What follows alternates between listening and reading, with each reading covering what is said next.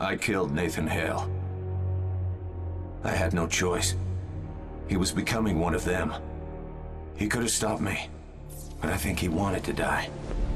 At least that's what I keep telling myself. Hello there, Sarah from 17 once again, introducing you to the final section of Chapter 19 in my Resistance 3 Superhuman difficulty video walkthrough.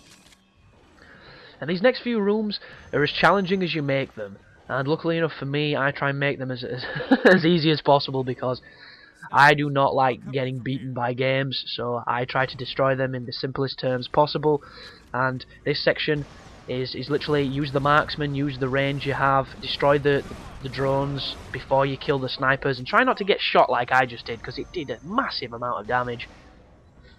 And Elvis here is going to pretend to shoot, but he's not actually going to shoot at anything worthwhile, so he's completely useless and the equivalent of a moving tree. But don't worry, because... oh god, move, move, move, move! That is a sniper rifle in my eye. But this section there's going to be a bunch of cloaked snipers. You can kill them with a sniper rifle or you can kill them with the marksman. The reason I'm using the marksman is because it's quicker, and I just feel more versatile with it, because the Deadeye seems to be really rigid of a weapon. And this you can fire, you can spray it a little bit, you can just, you know, get excited. And the only reason that this room is even remotely interesting is purely because of the cover moving up and down, making it a little bit more suspenseful than it should necessarily need to be.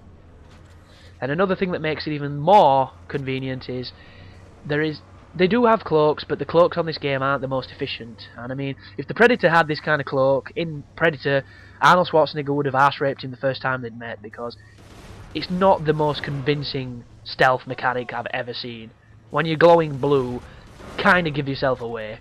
But as soon as you kill all of them, you will get a checkpoint, you'll hit that checkpoint, and it's just a case of moving through, cleaning, sweeping out all the chimeras so you can get to the Terraformer's core. I had to laugh the other day as well, because I was playing Resistance 2's co-op, online co-op mode. And the reason I was playing it is because A, I wanted to, because it's beast, and B, because I was uploading, and my internet connection goes to shit when I'm uploading, so I can't play with friends, I can't do anything really. And it enabled me to play, which I was super surprised at because I didn't think it would. And I had a decent connection. I even was host at one bit when somebody left because the lobby switches around. And this is all helped by dedicated servers, if anybody didn't know. But I was looking at my stats as well, and I didn't even realise that it monitors your KD, because if people don't know what this mode is, it's a class-based, objective, co-op, kind of like a little bit of a campaign, and there's a handful of levels to choose from. They're all broken down into certain areas, and what happens is you move through doing objectives, and there's AI controlled chimera trying to stop you, and there's everything from augurs to hybrids to elites to the big dudes and bosses and everything. And because you're online and because it scales to the players that are in the game, everything is really tough. So standard chimera will take maybe 3 to 4 bursts in the face from your marksman. So everything takes a lot of damage, and it's set up in such a really interesting way that the medic is the only person that can heal you and make you regenerate. The spec ops guy is the only person that can give you ammo, and the soldier guy is the only person that can shield you because he's got this massive shield. And it's kind of this balancing act of everybody being a different class and working together to have success. And I love it, I really do. But I was checking the stats the other day because I've not been on in a while to see what my stats were, and the game mode tracks your KD. And I was just really surprised for it to track something like that when it's not competitive or anything, but it's super cool that it does. And I nearly fell off the chair because my KD on that game mode is 26. And I know it's not against humans, so it's not quite as impressive, but I've never had a KD of 26 on fucking anything, so it just felt pretty badass. Especially when you consider that you die so fast in that game mode, and I play pretty recklessly because I'm just an idiot sometimes. So I thought that was pretty funny. But this area here, to open the door, you need to go on, to the left and to the right and activate these consoles. And each time you do it, you'll be faced with a bunch of chimera and some augurs. The first one, they will all attack you head on before you get there. The second one, they will actually ambush you a little bit. So when you run to the button, there'll be no opposition whatsoever. As soon as you press it, a bunch of two Ravagers, I believe, rush you. A guy with a wildfire will start spamming it, and it's not too bad as long as you can stay under control and you can, you know, keep them at range. The Ravagers will always try and rush you though, it's kind of what they do, so be ready to either use your auger, use your shotgun, or however you've been killing them during the game. So right now, I'm waiting for these hybrids to spawn, because I know a couple of the enemies will turn up, but these are nothing. These are literally just cannon fodder. And as you can see, Elvis there's doing a fantastic job looking in the complete wrong direction. So glad we've got him on our team. But keep finishing these guys off with the super bloody accuracy. And then when you push forward to where they are, on the right is the button that will trigger the spawn of the big boys, as I like to call them. But this is the level 2 Folsom carbine, and you can see it with the bayonet on it, and the bayonet is pretty damn ruthless. It kills very quickly. My problem with it is the gun just looks so different, and I don't know, I'm kind of old-fashioned. But there's the shield. This is when they spawn. There's the Ravager. There's the shield drone. I take the shield drone out. The Ravager, I should be shooting the Ravager right now, but I'm aiming at the guy with the wildfire rocket launcher, because his splash damage is a pain in the ass. He will cheese you from a distance. That's the second Ravager, who's far too close, so shotgun to the face, nice grenade, another shot, nice starting to electrocute me. I drop the gravity well to stun him, I go to the bullseye and I probably shoot him on the chin.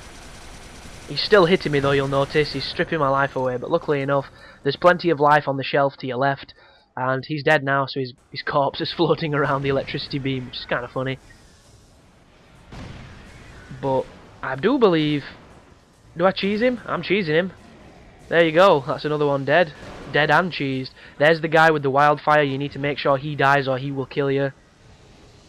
And I think my shot did it. There you go, it's all cleaned out. And now all you need to do is move back towards the door. And you have to shoot some fuses, which is kind of stupid, but, you know, whatever Insomniac wanted to put in the game. And the reason why I did a U-turn just then is because there are doors at each side of the buttons, and they do lead to mini armories where you can pick up some weapons and all sorts of things. So I came back for it. I ended up going near the button to make sure I'd pressed it, because I had the paranoia of not knowing if I'd done something, because my short-term memory is so damn atrocious. But this one wasn't quite as bountiful as the one on the opposite side, and I didn't bother going underneath because I just wasn't interested, so I went back. But when you go back to the door, there will be 6 of the fuses that you have to destroy. Once you've done that, you will move onto an elevator, and on the elevator you'll say your goodbyes to Elvis as you go and take on the final section of the game, which is the core and the boss fight.